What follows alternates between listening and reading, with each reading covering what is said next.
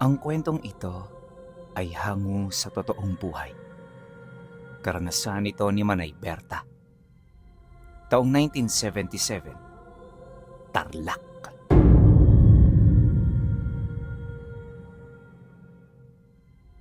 Noong mga panahong ito, kakarating lang ni Manay Berta sa Tarlac. Ang rason kung bakit siya napadpad dito ay dahil sa kagustuhang makapagtrabaho.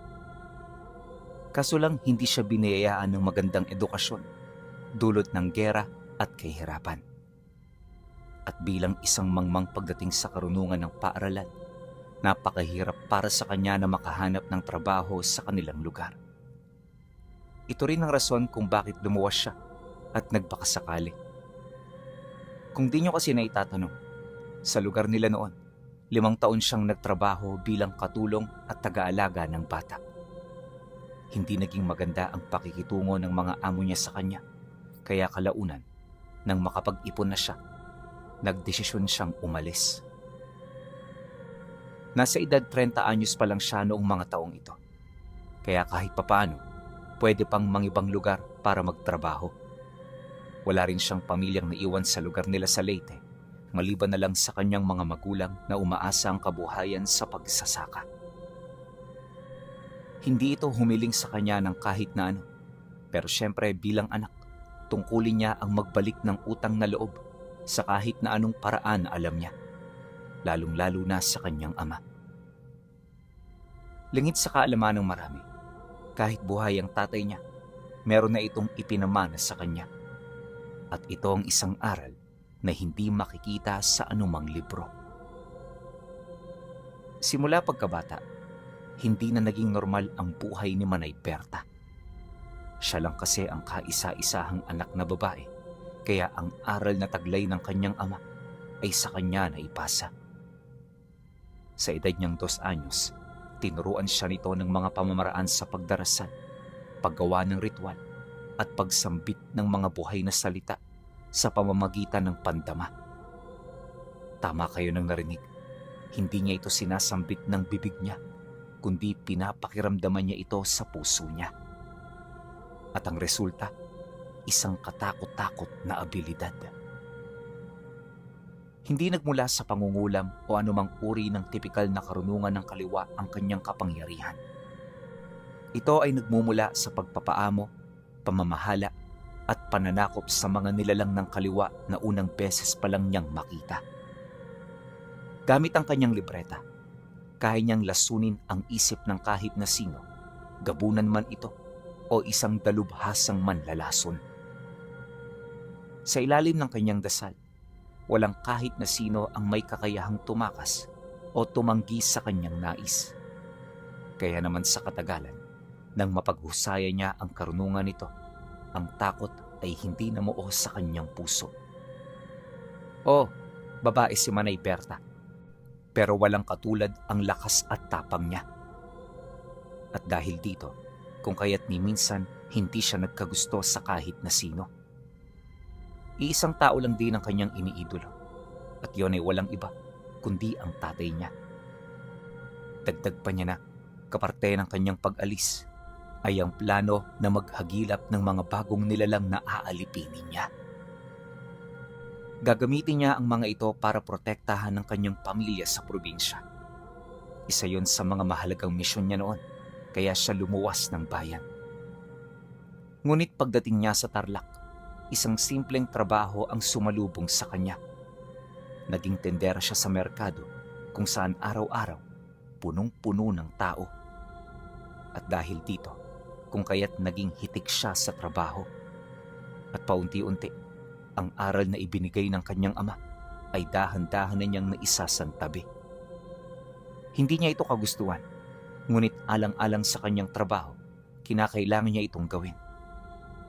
Noong una wala namang problema ang ganoong gawain, pero sa katagalan tila bang nakatuon na rito ang kanyang oras at atensyon. Kalaunan, napansin na lamang ni Manay Berta na namumuhay na siya katulad ng iba. Sinubukan niyang bumalik sa kanyang mga nasimulan, pero ang puso niya na mismo ang nagsasabing ayaw niya nang bumalik dito. Kaya naman kahit masakit sa kanyang kalooban, nagdesisyon siyang sundin ang kanyang isipan. Kalaunan, ang isang mabangis na dalaga ay naging isang maamong tupa. At sa paglipas ng mga buwan, mas lalo pa niyang hindi naiwasan ang pagbabago ng kanyang tadhana. Dito na rin niya nakilala ang isang lalaki na kalaunay nanligaw sa kanya. Ang pangalan nito ay Vito, tubong Tarlac at anak ng isang negosyante sa merkado. Kagaya niya, si Vito ay isang tindero, pero ang pagkakaiba nilang dalawa, pagmamay-ari nila ang tindahan kung saan ito nagtatrabaho. Kaya naman kapag nakikita sila, madalas niya itong naaabutang nagmamando sa mga katulong nito. Siyempre, dahil sa marami itong oras, madalas itong bumisita sa kanya para makipag-usap at kilalanin siya. Hindi naman niya ito pinagdamutan. Siyempre, babae lang siya. May emosyon at higit sa lahat, tipo rin niya ang mga ganoong binata. Kaya sa katagalan ng kanilang pag-uusap at pagsasama, paunti-unti ay nakilala na rin niya ito. At kalaunan, hindi maipagkakailang nahuhulog na rin siya rito. Isang araw, umalis silang dalawa. Nataon kasi noong wala siyang trabaho, kaya naisipan siya nito na yayain sa lugar kung saan ito naninirahan. Nang marinig niya ang imbitasyon, medyo nagdalawang isip pa siya, pero dahil sa pamimilit ni Vito, wala na rin siyang nagawa kundi ang sumama. Sigurado ka ha? Hindi magagalit ang pamilya mo sa akin. Nananahimik ako rito, Vito. Kaya kung hindi ka sigurado, huwag kang magpadalos-dalos. Ay sus, ano ka ba naman Berta?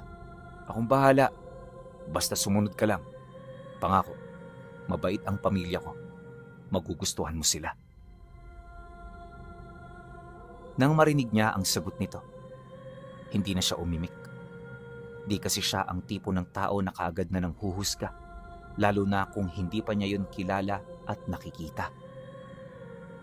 Kaya naman pagkaraan ng ilang minuto, narating nila ang malaking bahay sa gilid ng palayan. Dito nakatira ang pamilya ni Vito, katuwang ang mga katulong nitong halos hindi mabilang sa dami. Doon, nalaman niya na hindi lang pala pagtitinda sa palengke ang ikinabubuhay ng pamilya. May-ari rin ito ng isang malawak na lupa at marami itong alagang hayop na pwedeng ibenta anumang oras. Malayong malayo ang agwat nito sa buhay nila, kaya habang papasok silang dalawa, may mga pag-aalinlangan siya. Ang kaso lang, hindi hinayaan ni Vito na matalo siya ng mga pag-aalinlangang yon. Palagi siya nitong kinakausap hanggang sa hindi nagtagal, nakilala na niya ang mga magulang ng lalaki. Mabait ang mag-asawa, kagaya din ng ama't ina niya na marespeto sa kapwa. Masinop din ito sa bahay at masiyahin.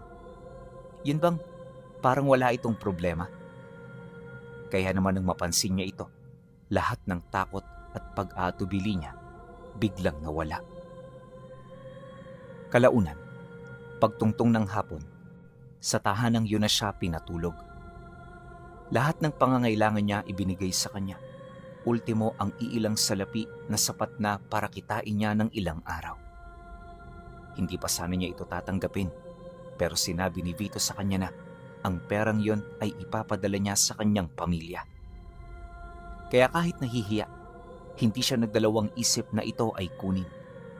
Maging siya man kasi, aminado na sa mga oras na yon, kailangan talaga niya ng salapi para meron siyang ipadala.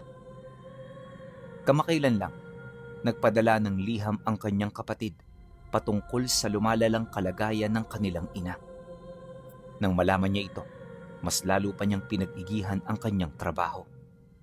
Umaasa na balang araw, malaki ang maitutulong nito sa kanyang pamilya. Salamat Vito ha. Huwag kang mag-alala. Kapag ka nakaluwag-luwag ako, babayaran kita. Naku, huwag mong isipin yan. Konting halaga lang yan. O sige na Berta, umuwi ka na't may trabaho ka pa mamaya. Pagkasagot nito, kagad siya nitong sinamahan pabalik ng bayan At mula roon, nagkahiwalay na sila pansamantala. Bago rin yun umalis, nagpaalam ito sa kanya na hindi na muna sila magkikita. Dadayo kasi yon sa ibang bayan para manguha ng mga produktong pandagdag sa mga paninda nila. Naunawaan naman niya ito, kaya naman hindi na siya nagtanong pa. Kaso lang, 1 linggo ang lumipas, hindi bumalik si Vito. Hinanap niya ito sa kanilang tindahan pero yung tindahang yun ay 3 araw na ring nakasarado. Kaya naman dala ng pag-aalala, nagpasya na siya na dumayo sa bahay nito. At doon, nalaman niya ang mapait na katotohanan. Pagdating niya ng bahay, nakita niya ang mga katulong nitong nagkatipon sa iisang sulok. Abala sa pag-uusap na para bang may nangyayaring kalbaryo na hindi niya alam. Dala ng kuryosidad, kahit hindi niya ito kilala, lumapit siya para magtanong. At nang marinig naman ng isang lalaki ang mga tanong niya, kaswal itong sumagot sa kanya ng, si Ginoong Vito ba? Nandyan ho sa loob. May sakit nga ho eh. Nakakahawa ang sakit niya kaya ang pamilya lang niya pwedeng pumasok dyan. Hindi ko nga rin ho alam kung papayagan kayo ng mga nagbabantay sa pinto na makita siya. Pero subukan niyo lang ho. Baka sakaling mapagbigyan kayo. Nang marinig niya ang sinabi nito, hindi siya nag-alangan na lumapit. Ilang metro ang layo nito sa pinto. Nakita niya ang 2 bantay na may daladalang mga baril. Tahimik itong nakaupo, nagmamasid sa mga taong nasa paligid. At nang makalapit siya sa kinaroroonan ng mga ito, kaagad siya nitong tinanong, kesyo, anong pakay niya, bakit siya naroon, at kung sino ang kakilala niya sa pamilya. Siyempre nang marinig niya yon, di siya nagdalawang isip na sumagot.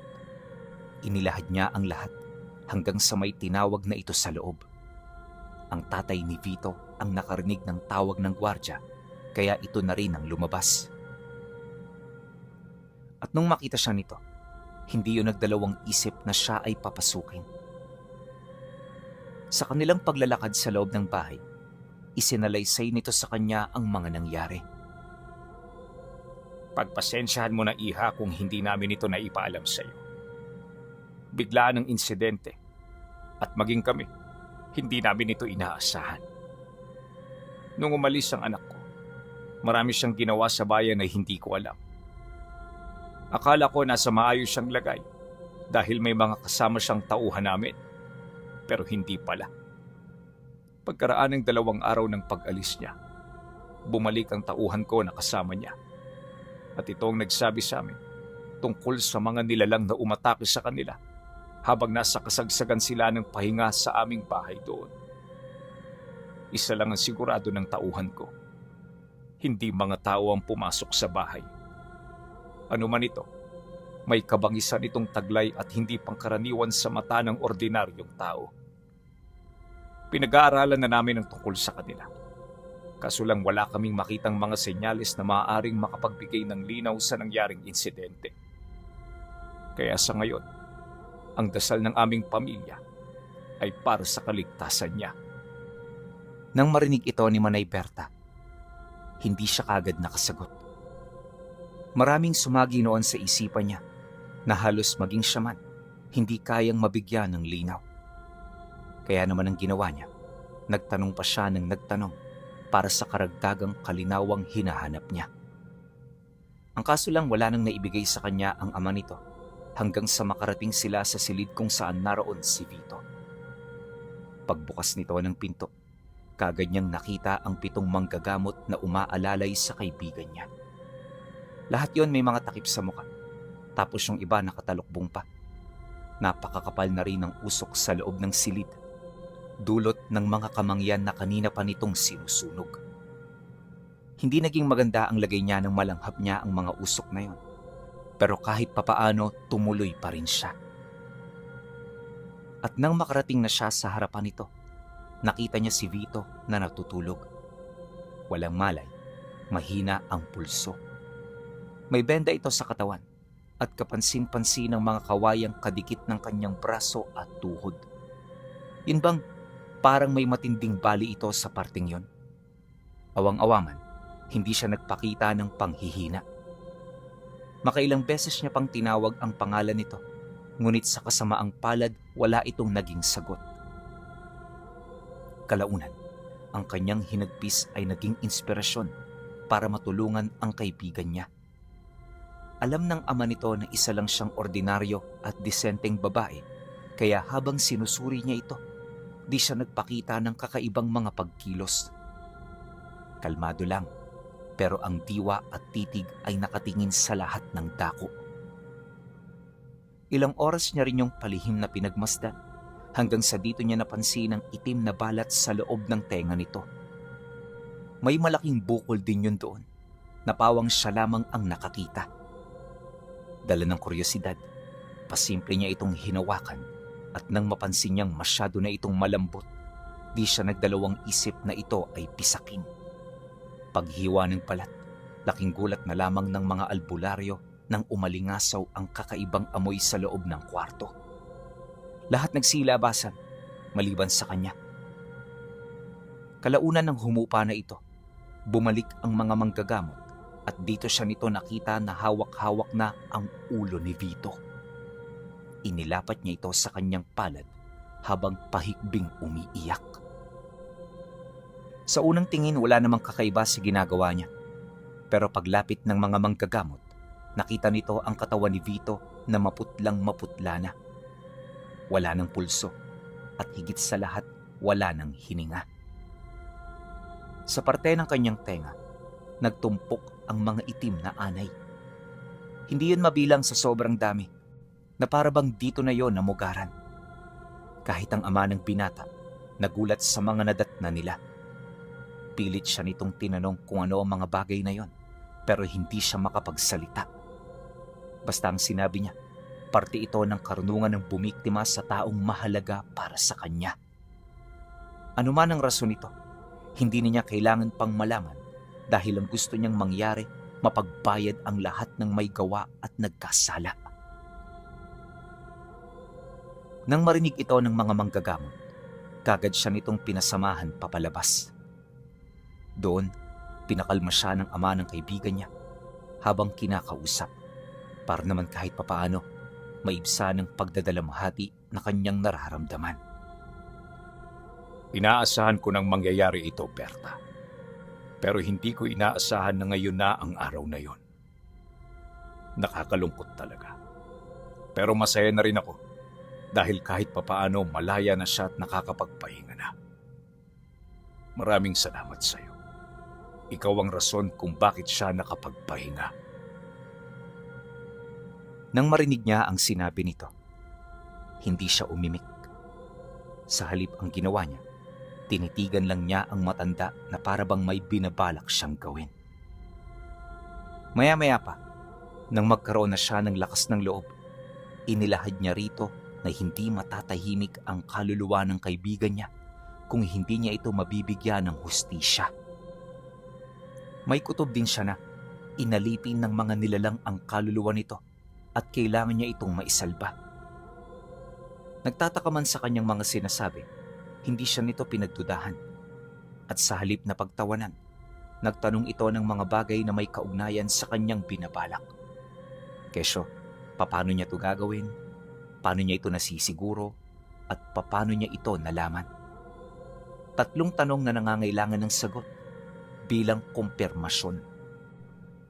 Kaya naman ang marinig niya ito, hindi siya nagdalawang isip na sumagot. Ayon sa kanya, na ang mga itim na anay na nakita nila ay parte ng mga itim na mahika ng mga nilalang ng kaliwa. Hindi niya alam kung ano may gawa nito, pero nakasisiguro siya na may bahid ng aswang ang mga nilalang na yun. At kaya niya ito nasabi ay dahil sa salaysay ng mga gwardyang umuwi. May kutob din siya na may galit ito sa pamilya, kaya marahil hindi pa roon nagtatapos ang lahat ng kalbaryo nila. Nang marinig ito ng ama, bigla itong naniwala. Walang basihan ang kanyang mga alegasyon, pero pakiramdam nito, parang totoo itong nangyayari. Maya-maya pa, tinawag nito ang mga albularyo. Kagad naman yung lumabas, lalo pat wala na itong trabaho sa parte ng kanyang anak. At pagdating ng mga ito kung saan sila naroon, kagad nitong inilahad ang kanyang mga sinabi. Nang marinig ito ng 7, lahat na patahimik, walang kahit isa sa kanila ang naglakas loob na magbigay ng opinyon. Ilang minutong binalot ng nakakabinging katahimikan ng buong paligid hanggang sa maglakas loob ang isa sa mga matanda na sumagot. Totoo ang sinasabi niya. Ang bayan kung saan pumunta ang anak ninyo, meron nga roong matatagpo ang pugad ng mga aswang. Ang ipinagtataka lang namin, paano naman ito magkaka-interes sa anak ninyo? Gayong isa lang naman itong ordinaryong tao. Dahil sa sinabi ng matanda, hindi nagdalawang isip na sumagot si Manay Berta. Dahil sa inggit, naramdaman nila na nagkakalapit na kami ng loob, kaya nila pinatay si Vito. Maging ako hindi ko to inaasahan, dahil ang nasa isip ko ligtas siya sa panig ko. Pero nagkamali ako. Pasensya na ho kayo. Hindi ko naprotektahan ang anak ninyo. Bahala kayo sa iisipin ninyo. Wala na akong pakialam dyan. Basta ngayon ang gusto ko, matulungan siya sa kahit na anong paraan para makabawi man lang. Sa tono ng kanyang pananalita, mukhang inaako na niya ang mga pagkakasala. Hindi na rin siya pwedeng dumipensa para ipagtanggol ang kanyang sarili kung sakali man. Siyempre, ang unang reaksyon ng ama ni Vito ay magalit. Pero dahil sa mga bulong ng mga manggagamot, dahan-dahan itong kumalma. Kalaunan, humingi ito ng tawad hinggil sa mga mali nitong inasal. Tinanggap naman niya yon, lalo pat inaasahan niya talaga ang ganoong reaksyon. At sa pagpapatuloy ng kanilang pag-uusap, malaya siyang nagpakilala. Lahat ng tungkol sa kanya ay inilahad niya, dahilan para masindak at magulat ang 7 manggagamot. Bawat isa sa mga ito, bakas sa kanilang mga mukha ang takot. Batid kasi nila na hindi nagsasabi ng kalokohan si Manay Berta. At lahat ng mga sinasabi niya ay pawang katotohanan at walang bahid ng anumang panlilinlang. Pero sa halip na siya ay pangilagan, nag-alok ito ng tulong sa kanya. Maging ang mga manggagamot man kasi, hindi maipagkakaila na gustong tumulong sa misyong naiisip niya. Ayon pa sa matandang nakausap niya. Walang kaso para sa amin na tumulong sa kahit na sinong naghahanap ng katarungan. Magkaiba man tayo ng paniniwala, kaysa mo kami sa iyong layunin. At sa araw na ito, ipinapangako namin na iaalay namin ang aming buhay para sa hustisya na nais mong makamit. Sabihin mo lang, gagawin namin ang lahat para makatulong. Nang marinig ito ng ama ni Vito, hindi ito nagdalawang isip na paunlakan ang ibig ng mga manggagamot. At bilang pagpapakita na rin ng kanyang suporta, nangako rin ito na magpapadala ng mga tao sa kanila. Naniniwala kasi ito na mas mainam ng marami sila kesa mangailangan sila ng kamay sa kasagsagan ng kanilang misyon. Dahil sa sinabi nito, hindi niya ito tinutulan. Lahat ng plano ng kanyang mga nakausap, malugod niyang tinanggap. Narespeto niya ang bawat paniniwala upang magkaroon ng maayos na ugnayan sa pagitan ng bawat isa sa kanila. Dumaan ang mga araw, ang plano ay unti-unti na nilang isinasakatuparan. At para mangyari ito ng mas madali at wala gaanong problema, una silang nagpadala ng tao sa bayan. Namalagi ito roon ng 1 linggo para magmasid at magbigay ng detalye sa kanilang panig. May alam sa lihim na karunungan ang taong ipinadala niya, kaya madali nitong natukoy kung sino ang mga kalaban at kaibigan. Pagkaraan ng 1 linggo, ang inutusan nila ay umuwi. At sa puntong yon, handa na rin ang kanilang grupo. Pagtungtong ng hapon, nang mababa na ang araw sa langit, sila'y umusad. 10 sila sa kabuuan at bawat isa sa kanila ay handa ng mamatay at makipaglaban. Yung 2 taong pinadala ng ama ni Vito, mga katiwala nito na minsang commander ng 2 pangkat ng rebelde. Sanay na sanay ito sa bakbakan at higit sa lahat, nagtatangan din ito ng mga anting-anting at lihim na karunungan. Ngunit lahat ng puwersang yon ay hindi niya kailangan. Gayunpaman, buong puso niyang narespeto ang desisyon ng ama ng kanyang kaibigan. Pero kung tutuusin, kayang-kaya na ni Manay Berta ang kanilang mga kalaban gamit lamang ang kanyang abilidad. Bandang 7:00 ng gabi, nakarating sila ng bayan. Sa bukana pa lang, kaagad na nahati sa 3 ang pangkat. Sila Manay Berta tumungo sa sentro, habang ang 2 pangkat pumunta sa mga eskinitang nasa gilid ng bayan. Wala roon ang kanilang mga pakay, pero kailangan nila itong suyurin para makasigurado. Kalaunan ang amoy ng mga manggagamot ay nalanghap na ng mga nilalang. At sa isang kisap mata, nakita nila ang lipi ng mga ito na parang kumpol ng mga paniking lumilipad sa kalaliman ng gabi. Habang tinatahak ng mga ito ang kalangitan, naglalabas ito ng kakaibang huni.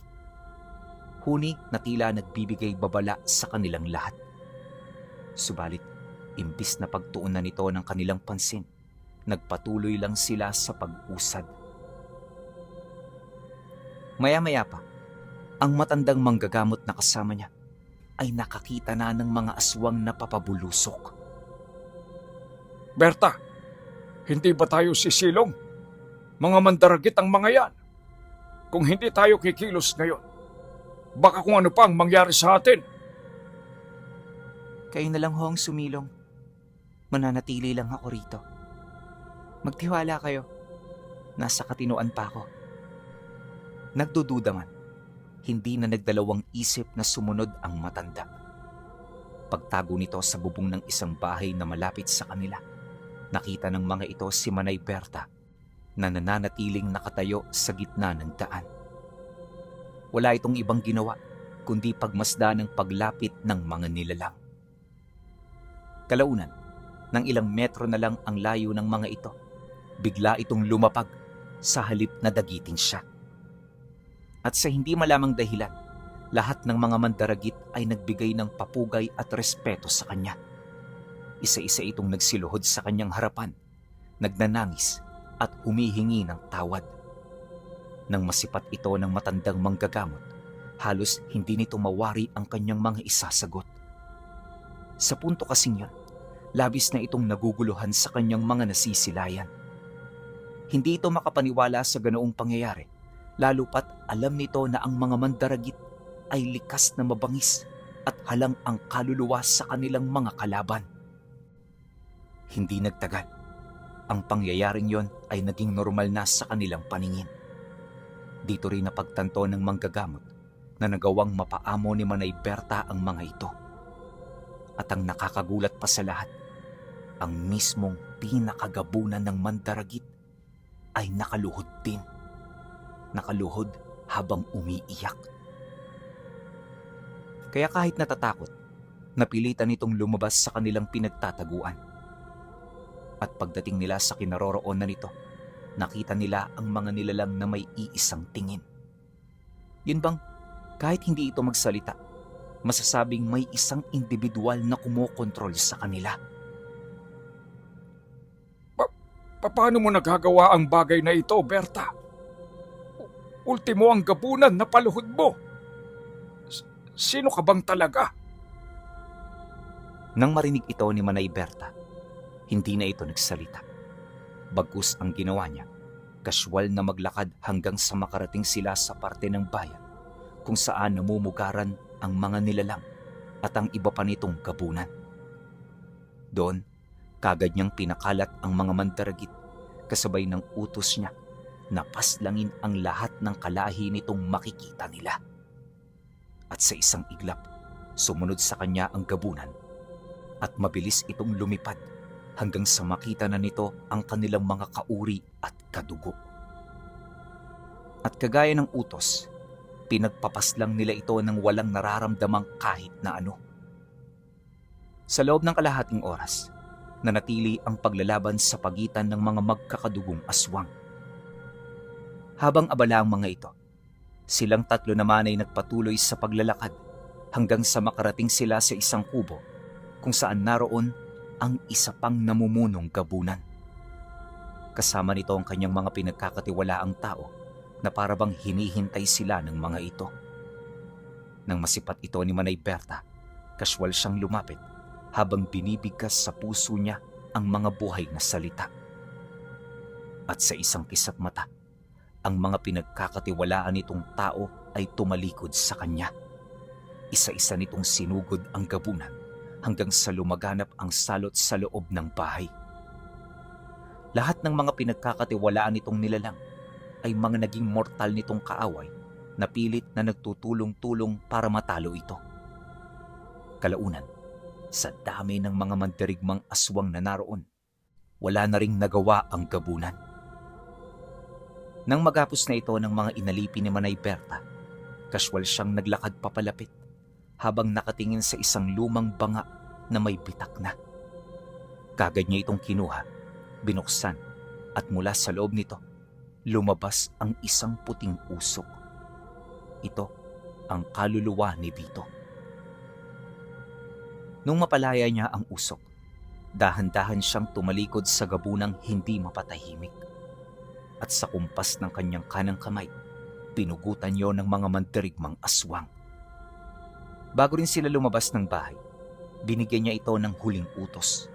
At ito ang pagtapos sa kanilang mga buhay pagkatapos nilang wasakin at sunugin ang kanilang mga pugad.